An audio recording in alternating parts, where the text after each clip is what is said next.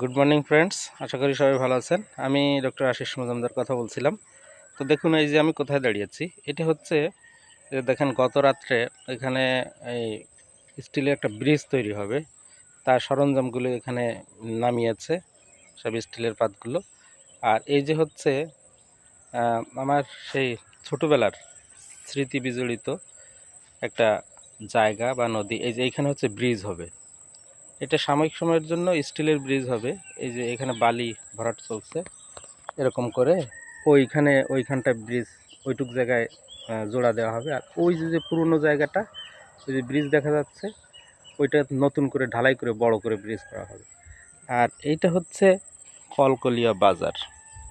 এইটা, এই বাজারে কত ছোটোবেলায় বাবার সাথে আসতাম বা একা একাও আসতাম। এই যে এটা অনেক স্মৃতি বিজড়িত, আজ থেকে 35 বছর 40 বছর আগের কথা।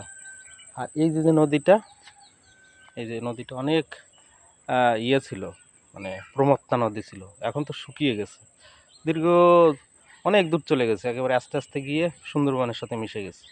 এই নদীতে অনেক মাছ আছে। তো আমরা এইখান থেকে আমরা ছোটোবেলায় মাছও বাঁধাতাম, এখনও মাছ আছে। এই যে এই পাশে মাছগুলো ওই যে দেখা যাচ্ছে, মোবাইলে দেখা যাচ্ছে কিনা জানি না।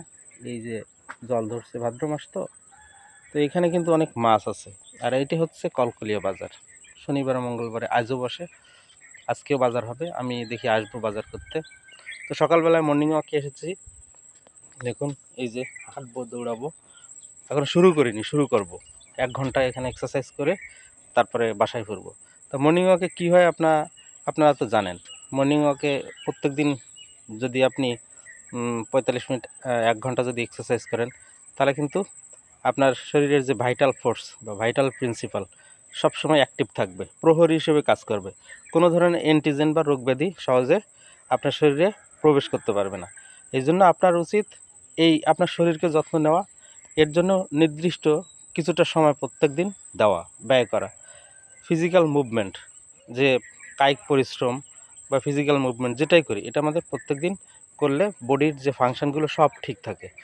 ফাংশন যখন ঠিক থাকবে, তখন দেখবেন যে আপনি শরীরের মধ্যে সবসময় একটা রিদম কাজ করবে, ওরা খুব অ্যাক্টিভ থাকবে। এতে এতে করে আপনার বাইরের কোনো কেউ এখানে সহজে প্রবেশ করতে পারবে না এবং বাসাও বাঁধতে পারবে না।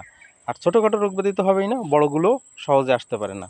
তো সবাই এই রুটিন মাফিক প্রত্যেক দিন সকালে অথবা বিকেলে যার যার নির্দিষ্ট এলাকায় আপনারা 45 মিনিট 1 ঘন্টা সময় ব্যয় করবেন, তাহলে দেখবেন আপনি শারীরিক মানসিক সব দিক থেকে সুস্থ থাকবেন। আজকের মতো বিদায় নিচ্ছি, শুভ সকাল।